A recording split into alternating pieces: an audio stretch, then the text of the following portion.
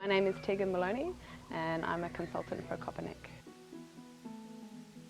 So through this session we were hoping to obtain information directly from community members about what sort of information that they currently have access to, particularly in regards to World Bank funded projects, what they use this information for. We're also trying to ascertain what else they would like to know, if there are other sort of types of information that they were interested in receiving that they're currently not getting. And then we were looking at how people share information in their communities and looking at the existing means and also looking at some new means that could work in their context, in their setting. We worked in a regency of Bali called Karangasem, in a sub-district called Kubu and in a village called Ban. We took data sets from 4 projects in Desa Ban. They were all PMPM projects. One was a kindergarten, one was a road, one was water pipes, and the 4th was a savings and loan association.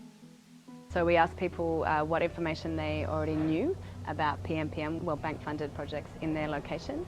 And then after some brainstorming and discussion around that, we shared with them data sets from each of the 4 projects. And this sort of information that was in the data set included things like the number of people involved, number of beneficiaries, the number of days taken to complete, number of people involved as labour on these projects, total budget, operational costs, etc. So we shared these data sets and then sort of stood back and asked people what they thought. Had they seen this sort of information before? Was it something new to them?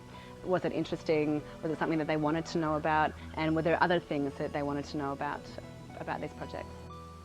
The data is out there to an extent, but it's not being accessed by a lot of people.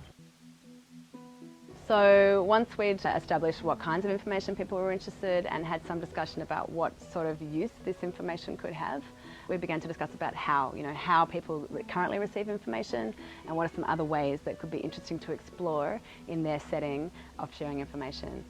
And then we moved on to looking at how we could translate the types of information, the data sets, into a graphic format that could be used as a tool to explain projects in their community to other members.